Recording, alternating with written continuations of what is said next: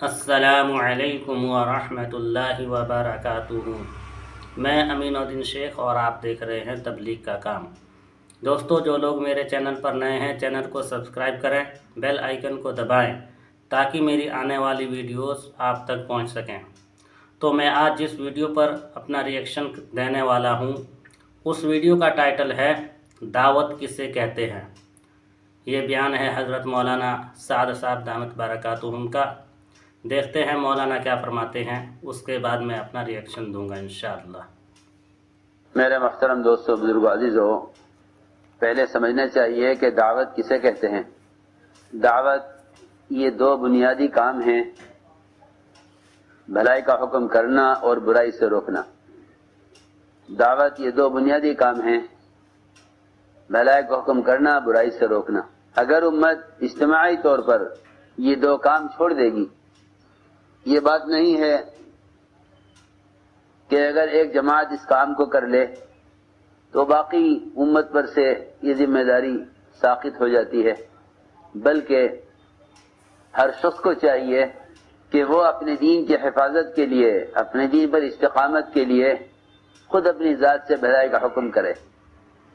اس لیے کہ دعوت سب سے پہلے داعی کی اپنی ذات کے لیے ہے۔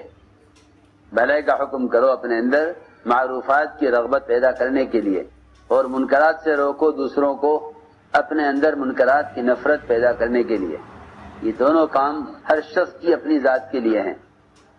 جس طرح ایک آدمی تجارت کرتا ہے اپنی ذات کے لیے، ہر تاجر کو ذاتی نفع مقصود ہے، ہر زمیندار کو زمینداری سے ذاتی نفع مقصود ہے، ہر ملازم کو اپنی ذات سے، اپنی محنت سے ذاتی نفع مقصود ہے۔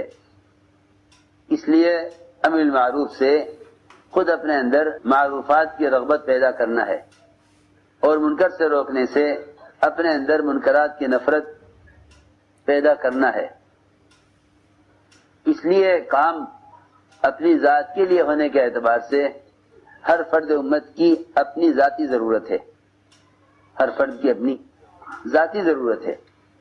دعوت ہر فرد کی اپنی ذاتی ضرورت ہے۔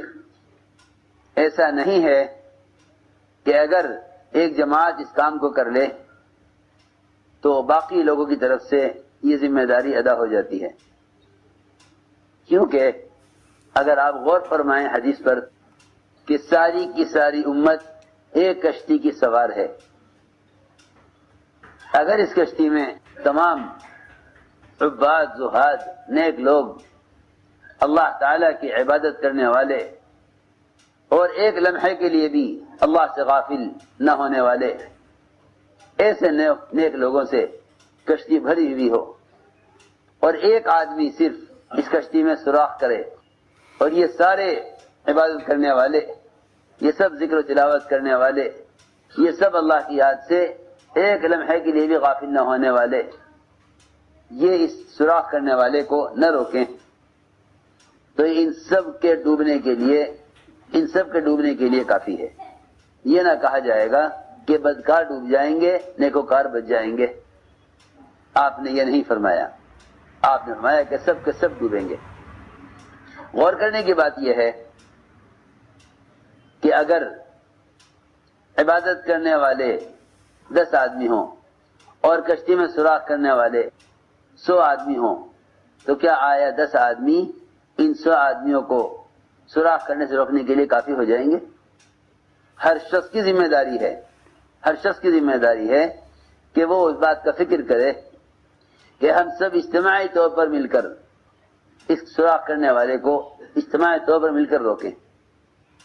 فرض کفایہ کا مطلب یہ ہے کہ اتنا بڑا مجموعہ بھلائی کا حکم کرنے والا ہو، اتنا بڑا مجموعہ منکر سے روکنے والا ہو، جو اس سوراخ کرنے والوں کو روکنے کے لیے کافی ہو جائے، اس کو فرض کفایہ کہتے ہیں۔ اس کو فرض کفایہ کہتے ہیں کہ آیا اتنا مجموعہ ہے، صحابہ کرام 100% دعوت پر مجتمع تھے، ایک صحابی بھی اللہ کے راستے کی نقل و حرکت اور دعوت الی اللہ سے ایک صحابی بھی مستثنی نہیں تھے۔ 100% امت دعوت اور مجتمع تھی. تو میں نے عرض کیا کہ امت کی نجات دعوت کے بغیر نہیں ہے.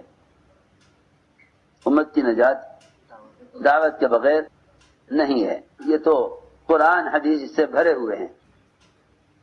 امت کی نجات دعوت کے بغیر نہیں ہے.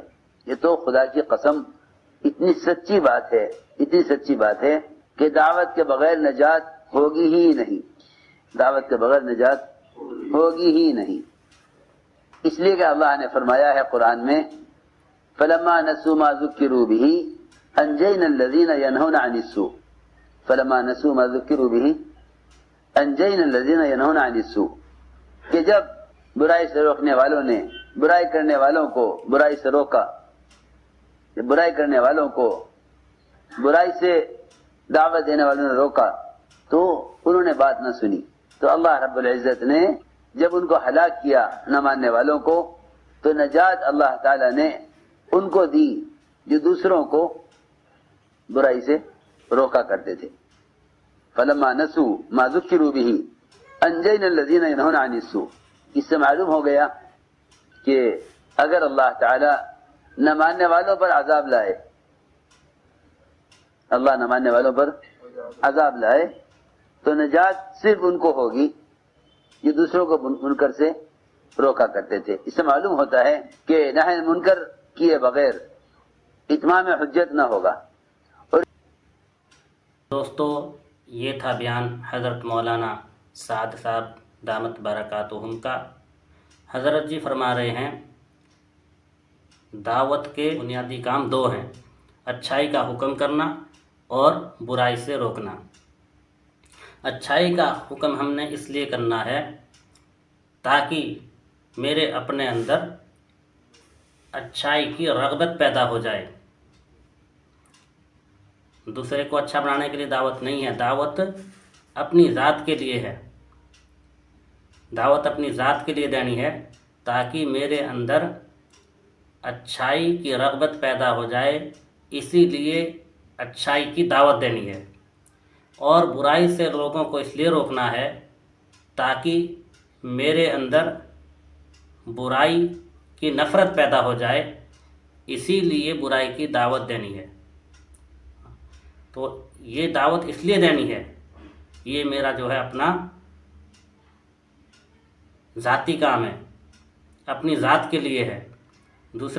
دوسرے آدمی کو حاجی نمازی بنانے کے لیے دعوت نہیں ہے، بلکہ اپنی نماز کے اندر، اپنے اعمال کے اندر قوت پیدا کرنے کے لیے یہ دعوت دی جاتی ہے. پھر کشتی کی جو ہے حضرت نے مثال دی، اور یہ مثال فضائل اعمال میں بھی حضرت شیخ رحمۃ اللہ علیہ نے لکھی ہے کہ کشتی جو ہے، اس کشتی میں کچھ لوگ بیٹھے ہوئے ہیں. قرا سے جو ہے وہ منزلیں مقرر ہو گئی ہیں، طے ہو گئی ہیں کہ بعض لوگ اوپر والی منزل میں رہیں گے اور بعض لوگ نیچے والی منزل میں. اب نیچے والی منزل کے جو لوگ ہیں انہیں جب پانی کی ضرورت پڑتی ہے تو وہ اوپر والی منزل کے پاس جاتے ہیں. جو لوگ اوپر والی منزل میں ہیں ان کے پاس پانی لینے کے لیے لوگ جا رہے ہیں، اور نیچے والے یہ سوچ رہے ہیں کہ بار بار ہم اوپر جا رہے ہیں پانی لینے کے لیے، اس سے اوپر والوں کو تکلیف ہو رہی ہے، کیوں نہ ہم ایک شید کشتی میں ہی کر لیں جس سے پانی سمندر سے اوپر آتا رہے. اور وہ اوپر والے یہ سمجھیں کہ ان سے ہم نے کیا لینا. اگر وہ اوپر والے ان نیچے جو چھید کر رہے ہیں کشتی میں، اگر اوپر والے منزل کے لوگ نیچے ان کو احمقوں کو نہیں روکیں گے اور یوں سمجھیں گے کہ یہ جانے ان کا کام، ہمارا کیا ہے، ہم تو بیٹھے ہیں، تو اس صورت میں کیا ہوگا کہ کشتی میں پانی اندر آ جائے گا، وہ کشتی ڈوب جائے گی. اس سے اوپر والے بھی ہلاک ہو جائیں گے اور نیچے والے بھی، دونوں فریق ہلاک ہو جائیں گے. تو یہ مثال دی ہے کہ ایک آدمی اگر ایسا ہے کہ وہ کشتی میں شیر کر رہا، 100 آدمی نیک ہے، تہجد گزار ہیں، اللہ کا ذکر کر رہے، بالکل بھی یعنی کہ اللہ کے ذکر سے غافل نہیں ہے، لیکن وہ ایک آدمی جو کشتی میں شیر کر رہا ہے اگر اس کو نہیں ہٹایا تو وہ ایک آدمی ان کی ہلاکت کے لیے کافی ہے، تو اس کو ہٹانا پڑے گا۔ ایک اور حدیث فضائل اعمال میں لکھی ہے حضرت شیخ رحمۃ اللہ علیہ نے کہ صحابہ اکرام رضی اللہ تعالیٰ عنہم اجمعین نے آپ صلی اللہ علیہ وسلم سے پوچھا کہ کیا ہم اس صورت میں بھی تباہ اور برباد ہو سکتے ہیں جبکہ ہم میں صلحاء اور متقی لوگ موجود ہوں؟ تو اللہ کے نبی صلی اللہ علیہ وسلم نے فرمایا کہ ہاں، جب خباثت غالب ہو جائے تو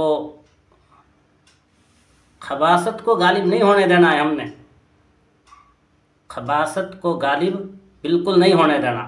جہاں سے خباثت پھیلتی ہے ان لوگوں کو تبلیغ میں لگانا، یہ کام اسی لیے تاکہ جو خباثت ہے وہ غالب نہ ہو جائے، ان لوگوں کو تبلیغ میں لگانا ہے، ان کا کلمہ صحیح کرانا ہے، ان کی نماز صحیح کرانی ہے، اور جو ہے ان کو دعوت کے کام میں لگانا ہے، تاکہ ہر ایک انسان اپنی ذمہ داری کو سمجھے، برائیوں کو چھوڑ کر اچھائیوں پر چلے، نیک عمل کرے۔ تو دعوت کا مقصد یہی ہے، دعوت اور تبلیغ کا مقصد یہی ہے کہ ہمارے اپنے اندر اچھائیاں پیدا ہو جائے۔ تو کئی قسم کے لوگ چلتے ہیں دعوت میں، چور ہیں، ڈاکو ہیں، شرابی ہے، ہر قسم کا انسان چلتا ہے، اور دعوت میں چل کر وہ جو ہے اس کام میں چلتا رہتا اور توبہ کر لیتا ہے۔ تو یہی ہے وہ کام جس سے خباثت غالب نہیں ہوگی۔ نہیں تو بھائیو، نیک آدمی اگر کام کرتے رہے، اپنا عمل کرتے رہے، دوسروں کی انہوں نے جو ہے کوئی پرواہ نہیں کی، تو دوسروں کی جہالت ان نیک آدمیوں کو لے ڈوبے گی۔ اس لیے ہمیں سب پر محنت کرنی ہے۔ دعوت کا کام اسی لیے ہے کہ ہر قسم کے آدمی کو دعوت دینی ہے تاکہ جو ہے وہ اللہ سے جڑ جائے۔ اللہ تبارک و تعالی ہم سب کو نیک عمل کی توفیق عطا فرمائے۔ آمین۔